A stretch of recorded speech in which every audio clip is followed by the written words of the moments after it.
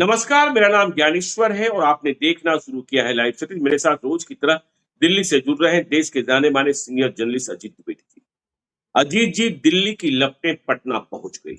कहा ही जा रहा था बांकीपुर विधानसभा का उपचुनाव है तो यह लपटें उठेंगी और आज वहां बड़ी संख्या में छात्र सड़कों पर उतर गए और पुलिस ने वहां भी उनके साथ सख्ती से पेश आने की कोशिश की। सख्ती से पेश आई, लाठीचार्ज हुआ, आंसू गैस की गोली छोड़े गए। तो दिल्ली से उठा आंदोलन अब देश के विभिन्न हिस्सों में पहुंच रहा है और जिन बातों को लेकर आंदोलन चल रहा है, आंदोलन किया जा रहा है, यह हम नहीं कह सकते कि वह गलत है।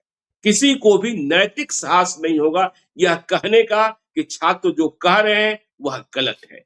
हाँ, इसमें कौन आ रहे हैं, कब आ रहे हैं, वैसे देखिए, हम लोगों ने जेपी के आंदोलन को भी देखा है। छात्रों के आंदोलन से ही प्रारंभ हुआ था, लेकिन क्या उसमें राजनेता नहीं कूदे थे? छात्रों से आगे राजनेता ही कूदे थे और फिर देश में सत्ता परिवर्तन ही हो गया था। तो यह आप नहीं कह सकते कि छात्रों के आंदोलन में नेताओं को कूदना नहीं चाहिए। महंगाई के आंदोलन में तो आम जनता को ही आगे आना चाहिए। क्यों सुषमा स्वराज से लेकर तमाम बीजेपी के नेता सड़कों पर गैस सिलेंडर और प्याज और टमाटर लेकर आंदोलन करते थे? उन्हें तो महंगाई से कोई परेशानी नहीं थी। तो यह बात, और देखिए, एक बात और है कि इस बार मीडिया निशाने पर है। देश में अजब और गजब के रंग चल रहे हैं। यदि आप विरोध की बात करें तो तुरंत कह दिया जाएगा ये राष्ट्रद्रोही है, ये राष्ट्र विरोधी है। और यदि आप आंदोलनकारियों के समर्थन की बात ना करें तो कह दिया जाएगा यह गोदी मीडिया है। और यह भी सच है अजीत जी कि देखिए, जिस तरीके से हमने दिल्ली के अखबारों को देखा, पटना के अखबारों को देख रहा हूं, सोशल मीडिया पर कमेंट्स देख रहा हूं कि आप सीधे तौर पर छात्रों को जो अपनी मांगों को लेकर प्रदर्शन करने पहुंचे हैं, लोकतांत्रिक अधिकार उन्हें प्राप्त है, उन्हें आप उपद्रवी कह दें। भाई, कैसे उपद्रवी कह देंगे? सरकार को उनसे बातचीत करना चाहिए। जेपी आंदोलन में जो लोग शामिल थे उन्हें आज जेपी सेनानी कहा जाता है और तलाश तलाश कर उन्हें पेंशन की व्यवस्था की गई है और उनके लिए तमाम सामग्री और तमाम सरकारी सुविधाएं प्रदान की जाती है। और आज छात्रों के आंदोलन को उसमें जो शामिल हो रहे हैं उन्हें उपद्रवी कह देंगे, यह कोई? और अब तो राहुल गांधी के साथ कल हमने प्रियंका गांधी का भी तेवर देखा कि प्रियंका गांधी जिस तरीके से नारा लगा रही थी, लगा कि प्रियंका गांधी में अभी दम बचा है और वह लड़ सकती हैं। और जिस तरीके से देश में आज हमने सुबह शेखर गुप्ता का आर्टिकल भी पढ़ा दैनिक भास्कर में कि किस तरीके से बीजेपी के सामने जो दूसरे छोटे दल हैं, उन्होंने समाजवादी पार्टी को छोड़कर बाकी दलों की जो स्थिति हुई है उसकी चिंता जाहिर की और कहा कि देश यदि एक दलीय शासन व्यवस्था की ओर बढ़ रहा है तो कांग्रेस के पास मौके और संभावनाएं भी है। तो छात्रों के साथ दमन, माफ कीजिएगा, धर्मेंद्र प्रधान नासूर बनते हुए दिखाई पड़ रहे हैं और सरकार यह लग नहीं रही कि कोई निर्णय लेने की अवस्था में। ठीक है, प्रधानमंत्री ने कहा कि हम संसद में विमर्श के लिए तैयार हैं, पेपर लीक को हम जघन्य अपराध मानते हैं, लेकिन मानने से क्या होगा, करना क्या है, यह तो बताना होगा देश को। इसकी चर्चा करें, फिर आते हैं बाकी पर। अजीत जी, देखिए ज्ञानेश्वर जी, आपने बहुत बहुत बेसिक और जो जरूरी मुद्दे हैं वो उठाए जो इस आंदोलन से जुड़े हुए हैं। ये छात्रों के आंदोलन को डिस्क्रेडिट करने की ये पिछले कुछ समय से एक ऐसी मुहिम चल रही है ना, एक ऐसी व्यवस्था इस देश में बन गई है कि हर आंदोलन को सबसे पहले डिस्क्रेडिट कर दो, उसकी साख बिगाड़ दो, उसके पीछे चीन की और अमेरिका की साजिश बता दो, उसके पीछे जॉर्ज सोरोस की साजिश बता दो।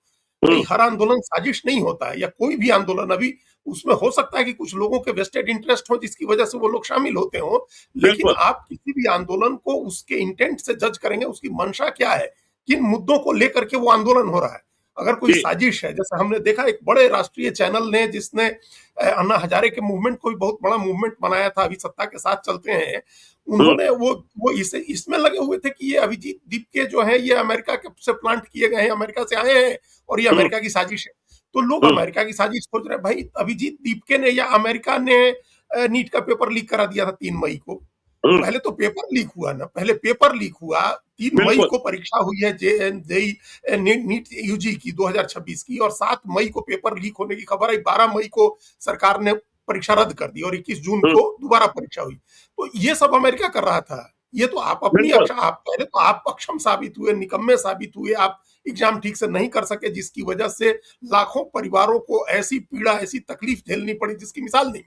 उस भीषण बिल्कुल गर्मी में लाखों परिवारों को फिर से अपने बच्चों को, जो पढ़ाई, जिन लोगों ने परीक्षा दे दी थी, कोचिंग छोड़ दिए थे, पढ़ाई छोड़ दिए थे, उनको दोबारा तैयारी करनी पड़ी, दोबारा परीक्षा देने जाना पड़ा, दोबारा जी पैसे खर्च हुए, उनका जो इमोशनल हम्म, कॉस्ट उसका हुआ।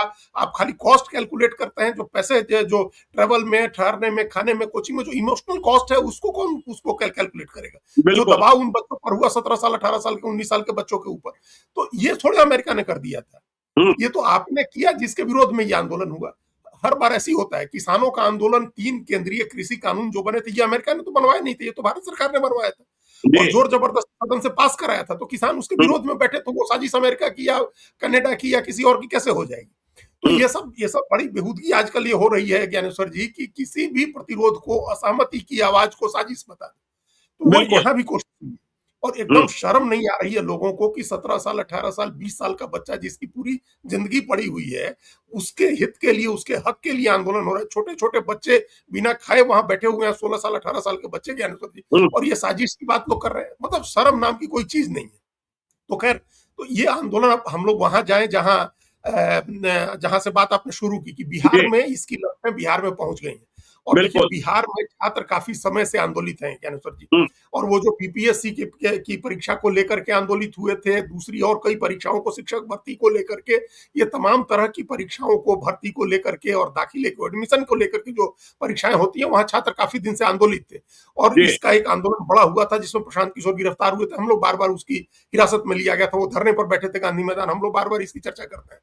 तो हम्म, वो एक जमीन थी तैयार, एक फर्टाइल जमीन है, चूंकि वहां एजुकेशन इंस्टीट्यूशंस हैं और लाखों की संख्या में बच्चे प्रतियोगिता परीक्षाओं की तैयारी करते हैं। बिहार उन बिल्कुल राज्यों में से है ज्ञानेश्वर जी, बंगाल का, चूंकि ये पुराने बंगाल का ही पार्ट है, हम्म, जहां नौकरी, सरकारी नौकरी को बहुत महत्व दिया जाता है। तो वो जी उस सरकारी कर्मचारियों, अधिकारियों के लिए जो बाबू शब्द प्रचलित हुआ है, ये तो बंगाल से ही आया है। बंगाल में बिल्कुल लोगों को बाबू कहा जाता है, तो वहीं बाबू शब्द वहीं से आया है। तो हम्म, वो कल्चर बिहार में भी है, झारखंड में भी है, उड़ीसा में भी है, जो भी प्रदेश बंगाल से निकले हैं। तो वो सरकारी नौकरियों का एक बड़ा महत्व होता है, उसकी तैयारी करते हैं बच्चे, और इसलिए कोचिंग का इतना बड़ा धंधा बिहार में चलता है। और तो हम्म, वहां एक, तभी राहुल गांधी ने भी योजना बनाई थी कि वो 17 जून को कोटा गए थे, उसके बाद ये था कि 10 जुलाई को प्रयागराज और 11 को पटना जाएंगे, फिर बाद में टल गया बिल्कुल था कि 15 को पटना जाएंगे, लेकिन वो आए नहीं। तो जी वो एक ऑलरेडी एकदम ऐसी उर्वर जमीन है जहां छात्रों का आंदोलन बड़ा रूप ले सकता है, और हम्म, वो शुरू भी हो गया। आप इसको नहीं रोक सकते हैं। मुंबई में प्रदर्शन हो रहे हैं, बेंगलुरु में प्रदर्शन हो रहे हैं, लद्दाख में प्रदर्शन हो रहा है, दुनिया के दूसरे देशों में लोग प्रदर्शन कर रहे हैं। और ज्ञानेश्वर जी, क्या तस्वीर है जंतर मंतर की, कि देश के कई हिस्सों से लोग जोमेटो, स्विगी से खाना बुक करा करके वहां खाना भेज रहे हैं। वहां बिल्कुल खाने की बिल्कुल जो जो तैयार चीजें हैं और जो रेडीमेड चीजें होती हैं, वो भेज रहे हैं कि वहां जो भी मिले उसको खिलाओ जाकर के। हम्म, सड़क के किनारे हमने देखा, और कई लोगों ने इसकी पुष्टि की, पंत मार्ग पर, गुरुद्वारा रकाबगंज रोड के पास, या इधर दूसरे कई इलाकों में, कि फल के ठेले हैं, कोई गाड़ी से उतरा, उसने पूरा ठेला ही खरीद लिया, जो पैसा हुआ उसको दे दिया और कहा कि ये जो प्रदर्शनकारी जा रहे हैं इनको खिला दीजिए। तो जी ये एक जन आंदोलन हो गया है, और आप हम्म, इसको डिस्क्रेडिट नहीं कर सकते हैं, इस जन आंदोलन को। तो बिल्कुल डिस्क्रेडिट नहीं कर सकते हैं, तभी सरकार की मजबूरी हुई कि आप बात करिए। पहले तो लग रहा था कि सरकार, हो गया, ये ऐसे बैठे हैं लोग, थोड़े दिन में खत्म हो जाएगा, या 200, हम्म, 500, 1000 आदमी आ रहा है, तो इस भ्रम में थी। अब बात करने की स्थिति ये हो गई है कि अब आप सोनम वांगचुक से मेदांता हॉस्पिटल में जाकर के भी सरकार के लोग बात कर रहे हैं। हम्म, सरकार के 2 मंत्री वहां भी बात करने गए। कल भी राहुल गांधी प्रधानमंत्री आवास के सामने धरने पर बैठे, तो वहां भी मंत्री गए बात करने, दो बार मंत्री गए और केंद्रीय गृह सचिव गए बात करने। हॉस्पिटल में जो घायल छात्र हैं उनसे मिलने भी मंत्री पहुंचे, मंत्री ने अपने घर पे बुला करके कॉकरोच जनता पार्टी के लोगों से भी बात की। तो ये सब पहले क्यों नहीं किया आपने? बिल्कुल 28 जून को भूख हड़ताल पर बैठे थे सोनम वांगचुक, आपने उसी समय क्यों नहीं बात कर ली थी? और हम्म, ये कौन सा चांद सितारे मांग रहे थे? कौन से प्रधानमंत्री की कुर्सी थोड़े मांग रहे थे ये लोग, जी या सरकार में हिस्सेदारी थोड़े मांग रहे थे। ये तो कह हम्म, रहे थे कि भाई मुआवजा दीजिए। जो नीट की परीक्षा रद्द होने से 25 छात्रों ने ज्ञानेश्वर जी सुसाइड किया है, आत्महत्या जान दी है, या हाँ बताइए, तो ये कितनी खराब बात है। और आपको कह रहे हैं कि उनको आप मुआवजा दीजिए, ऐसी व्यवस्था बनाइए कि आगे ऐसा नहीं हो, और केंद्रीय शिक्षा मंत्री का इस्तीफा लीजिए। ये कौन सी ऐसी चीज मांग रहे थे वो लोग जो सरकार नहीं कर सकती? हम्म। लेकिन सरकार का अहंकार है, और सरकार का यूपीए ईगो है। सरकार में कितने मंत्रियों के इस्तीफे हुए थे, कितने इस्तीफे मंत्रियों हुए, के इस्तीफे बिल्कुल लिए इस्तीफे गए हुए, जनता की मांग पर, बिल्कुल और नैतिकता के आधार पर कितने लोगों ने इस्तीफे दिए। बिल्कुल। और इस्तीफा तो वैसे भी नैतिकता की बात होती है ना ज्ञानेश्वर जी। जी आपके हम्म, अंदर जिम्मेदारी का भाव होगा, तो काम खराब होगा तो आप उसके लिए माफी मांगिएगा, इस्तीफा हम्म, दीजिएगा। बिल्कुल, ये जनता, ये भी नीतीश आपने कुमार बहुत ने सही है, जनता द्वारा चुने गए। नीतीश कुमार ने ही याद किए कि रेल बिल्कुल दुर्घटना के इस्तीफा बाद दिया इस्तीफा था। दिया था। हाँ, हाँ। तो ये तो नैतिकता की बात होती है और आपने नहीं दिखाई नैतिकता, तो इसके बाद जब आउटसाइड से आपके ऊपर प्रेशर पड़ा, जब लगा कि बच्चों बच्चों की भावनाएं तभी संतुष्ट होंगी जब आप छोड़ेंगे, तभी आप नहीं छोड़ रहे हैं। और ईगो जी, इतना बड़ा हो गया ज्ञानेश्वर जी कि अभी तक 2.5 महीने से ज्यादा बीत गया, प्रधानमंत्री ने अपनी तरफ से कुछ नहीं कहा है। हुँ, प्रधानमंत्री ने प्रॉक्सी के जरिए बात कही है, उनके प्रॉक्सी के रूप में किरण रिजिजू ने कल कहा कि प्रधानमंत्री ने कहा है कि ये पाप है और इसकी इसकी बड़ी सजा देंगे। हुँ, और अब तो उन्हीं के लोग, राइट विंग के लोग पूछ रहे हैं कि भाई अब प्रधानमंत्री अब कितना टाइम लेंगे चढ़ावा चोरी को महापाप कहने में। तो जो बिल्कुल। चीज आप तत्काल कर सकते हैं, जो चीजें हुई हैं उन पर भी आप इतना समय ले रहे हैं, आप उसको, इसका मतलब ठीक करने की मंशा नहीं है। आप जैसा चल रहा है उसको आप मान रहे हैं कि ये सब चीजें ठीक है, तो ये हुँ, स्थिति इसमें नहीं आएगी क्योंकि बच्चे संतुष्ट नहीं हो रहे हैं, छात्र हुँ, संतुष्ट नहीं हो रहे हैं। और उनका इतना इमोशनली इतना इन्वॉल्व होते हैं, फिजिकली इतना इन्वॉल्व होते हैं, मेंटली इतना इन्वॉल्व होते हैं एग्जाम की तैयारी में कि उनको लगता है कि अगर एग्जाम सही तरीके से हो जाए तो वो गंगा नहाए वाली स्थिति हो गई है। और ये संजोगों के भरोसे आप छोड़े हुए हैं कि पेपर लीक हुआ तो दोबारा परीक्षा करा लेंगे, नहीं तो हो जाएगा तो हो जाएगा। 150 पेपर लीक हुआ है ज्ञानेश्वर जी पिछले 10 साल में, 150 नहीं, परीक्षाओं के पेपर लीक हुआ, 150 अजीत जी, परीक्षाओं। आश्चर्य की बात ये है कि हमने देखा कि आज पटना में जिस तरीके से छात्रों के साथ सख्ती की गई है, उसके बाद भाजपा वाले भी सड़क पर उतर आए और वो राहुल गांधी मुर्दाबाद का नारा लगा रहे हैं। अरे भाई, छात्र पीटे जाएंगे, छात्रों की मांग उठेगी तो राहुल गांधी चुप बैठे रहेंगे क्या? चुप बैठे रहेंगे तो देश की जनता उनसे सवाल पूछेगी। और राहुल गांधी ने उनका समर्थन कर क्या विरोध, क्या गलत कर दिया जो आप उनका मुर्दा, आप ऐसे मुर्दाबाद करते रहिए, उनके खिलाफ वोट मांगते रहिए, उनके खिलाफ लड़ते रहिए, जीतते रहिए, लेकिन छात्रों के मुद्दे पर राहुल गांधी उनके साथ आ गए तो इसमें उन्होंने गलत क्या कर दिया? हाँ, वही इसमें क्या गलत है? वो तो नेता प्रतिपक्ष है, उनका काम है जी, सरकार के खिलाफ आंदोलन करना। और हम्म, ये अगर इश्यू बनाया जा रहा है कि प्रधानमंत्री आवास के सामने प्रदर्शन करके और एक गलत नजीर पेश की है, तो ये कोई पहली बार नहीं हुआ कि प्रधानमंत्री आवास के बाहर प्रदर्शन हुआ। जी, पहले भी अनेक बार, और पहले तो प्रधानमंत्री के आवास के बाहर इतनी सुरक्षा भी नहीं होती थी, आए दिन प्रदर्शन होते रहते थे। हम्म, और 2012 का तो हम लोगों ने देखा था, निर्भया कांड जब हुआ था ज्ञानेश्वर जी, इंडिया गेट घेर करके बच्चे बैठ गए थे और राष्ट्रपति भवन का जो लौह द्वार है उसको रात में झकझोर दिया था, हजारों बच्चों ने खड़े होकर, हजारों छात्रों ने रायसीना बिल्कुल, हिल्स पर चढ़ के और राष्ट्रपति भवन के दरवाजे झकझोर दिए थे। उनमें एक तरफ नॉर्थ ब्लॉक है, दूसरी तरफ साउथ ब्लॉक है, प्रॉब्लम, वहां तक जी, छात्र पहुंच गए थे। हम्म, तो इसमें क्या है, उस पहाड़ी पर चढ़ के ऊपर जाकर के उन्होंने राष्ट्रपति भवन के दरवाजे झकझोर दिए थे, तो ये कौन सी गलत मिसाल हो गई? लोगों हम्म, में कितना आक्रोश है ये दिख रहा है, इस बात को समझने की जरूरत है। गलत नजीर बन रही है, सही नजीर बन रही है, वो बात की बात है। हम्म, इशू क्या उठाया जा रहा है और लोग उस पर कैसे रिस्पॉन्ड कर रहे हैं। जो बिल्कुल, राहुल गांधी एक समय में सोशल मीडिया में हेट का विषय होते थे, लोग हेट करते थे, हम्म, उनके खिलाफ हेट कमेंट सबसे ज्यादा आते थे, उनका मजाक सबसे ज्यादा उड़ाया जा रहा था। आज सोशल मीडिया अगर उनकी तारीफ कर रहा है तो बीजेपी को सोचना चाहिए कि क्यों कर रहा है। हम्म, बच्चे आज राहुल गांधी की तारीफ कर रहे हैं तो क्यों कर रहे हैं, ये सोचना चाहिए। बच्चे, नौजवान और उनके परिवार के लोग अगर बीजेपी के इस नैरेटिव को स्वीकार नहीं कर रहे हैं कि ये विदेशी साजिश है, तो ये हम्म, बीजेपी के लिए चिंता की बात होनी चाहिए। इससे बिल्कुल, सबक लेने की जरूरत है कि आप हम्म, जल्दी से जल्दी इस मसले को सुलझाइए, बच्चों को आश्वस्त करिए, उनको भरोसा दिलाइए, हम्म, अपनी नई पीढ़ी को भरोसा दिलाइए कि वो आपकी आपकी बनाई व्यवस्था पर भरोसा करें। तो ये सब करने के बदले आप हर हर चीज में राजनीतिक पहलू खोज लेते हैं। और ये ऐसी कोशिश होती है कि जो एक्चुअल मुद्दे हैं उनको राजनीतिक जो खींचतान, आरोप प्रत्यारोप है, उसके पीछे दबा दिया जाए, वो इशू नहीं बिल्कुल, बने। लेकिन इस पर ऐसा होता नहीं दिख रहा है हम्म, क्योंकि ये जो पहले भी हुआ, भ्रष्टाचार का हुआ या महंगाई का हुआ या दूसरी कई चीजों के लिए जो आंदोलन हुए थे, ये उन आंदोलनों से बड़ा अलग भिन्न आंदोलन है। हम्म, इस आंदोलन में कोई परिवार नहीं है जो नहीं शामिल है। जी, अमीर से अमीर, गरीब से गरीब, अमीर परिवार भी शामिल है। ऐसा नहीं है कि हम्म, परीक्षा के पेपर लीक होते हैं और परीक्षा टल जाती है तो अमीर परिवार सफर नहीं करता, वो भी सफर करते हैं। बिल्कुल सफर जिनके ऊपर करते हैं, महंगाई का कोई असर नहीं होता है और भ्रष्टाचार जी, का कोई असर नहीं है, वो भी इसमें सफर करते हैं। हम्म, तो ये बाकी आंदोलनों के मुकाबले ये भिन्न आंदोलन है, ये बात सरकार को समझनी चाहिए और हम्म, इसकी व्यापकता को, इसकी तीव्रता को समझना चाहिए और हम्म, ये समझ करके इसको सुलझाना चाहिए, जो अभी तक सरकार करती नहीं दिख रही है।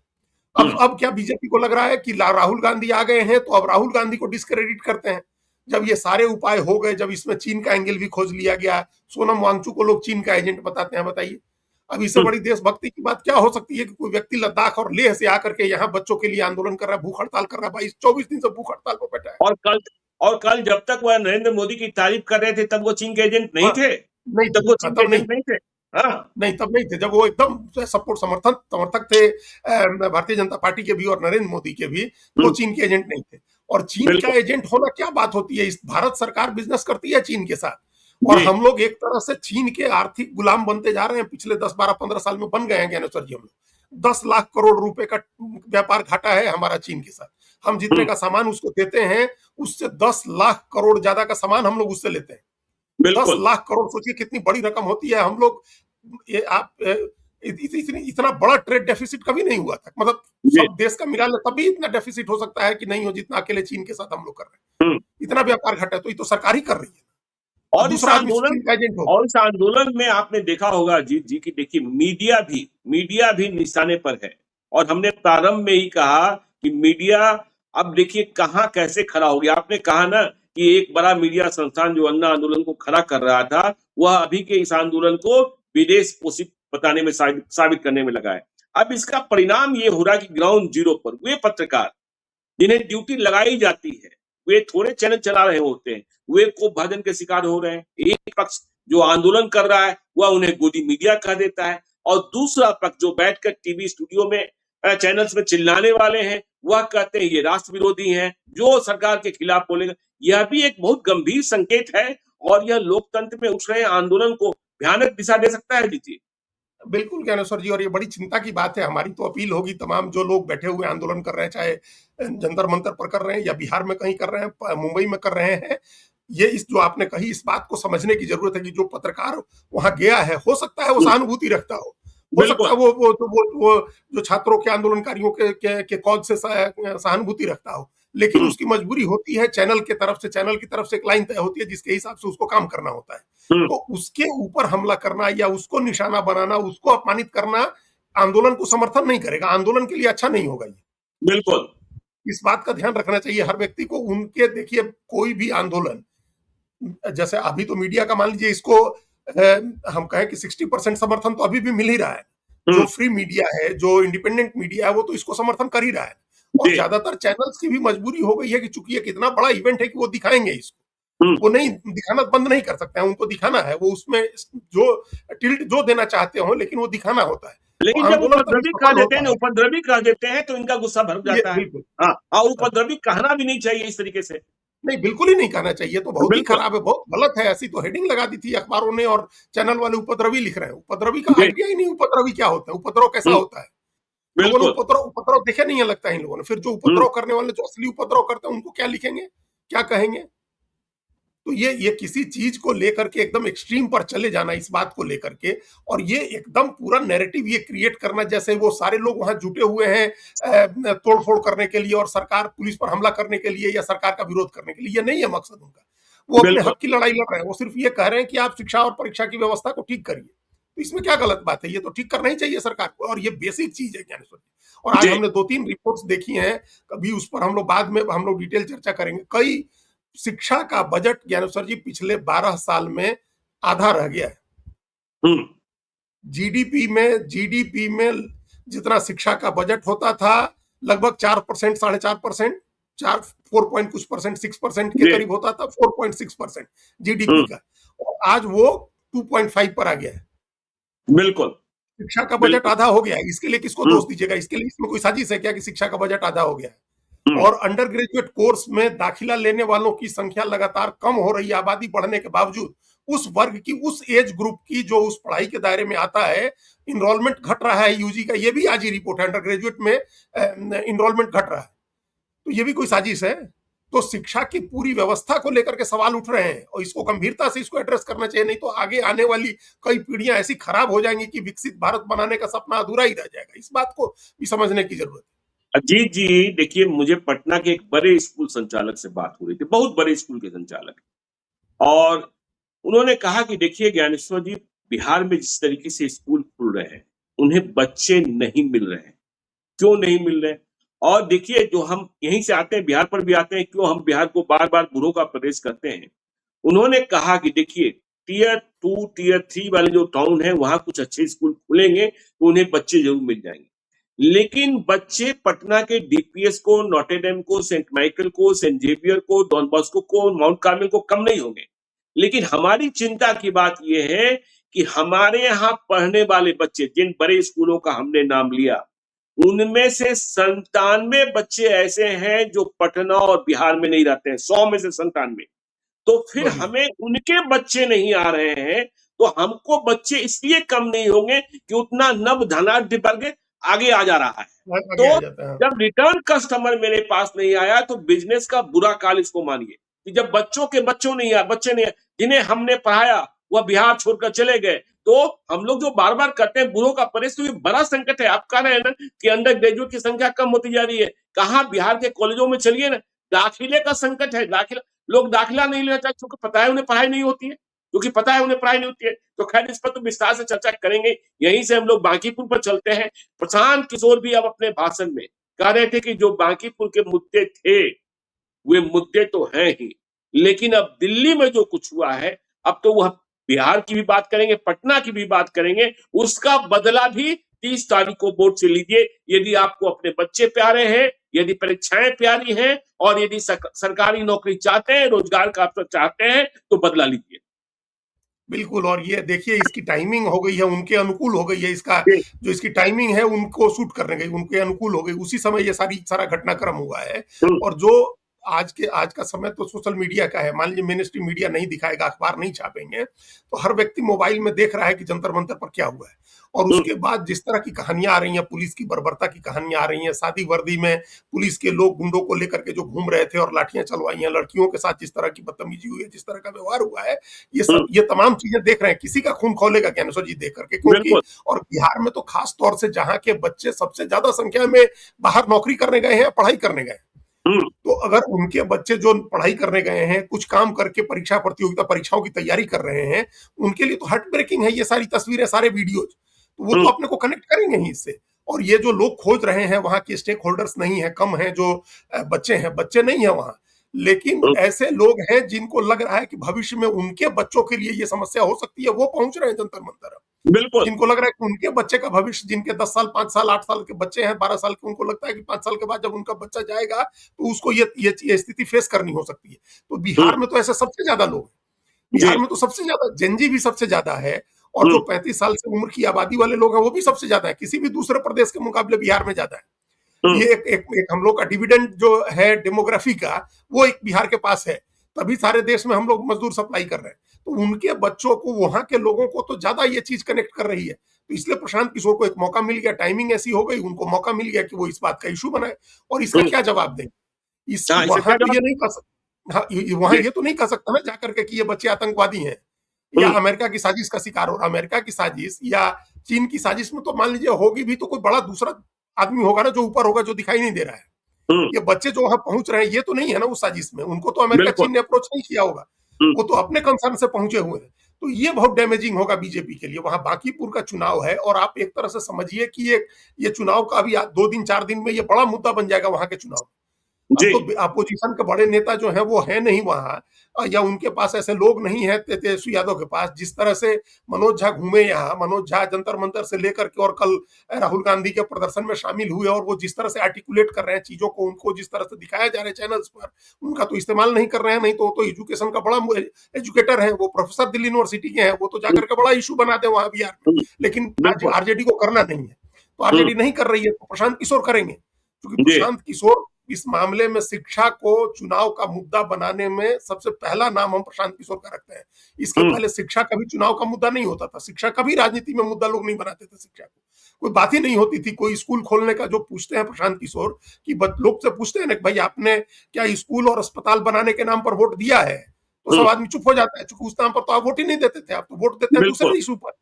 तो ये बिल्कुल। जब प्रशांत किशोर 3 साल से ये मुद्दा बनाते रहे हैं, तो आज उसकी फसल काटने का टाइम उनको आ गया, और संयोग देखिए कि यही उसी समय ये घटना हो गई।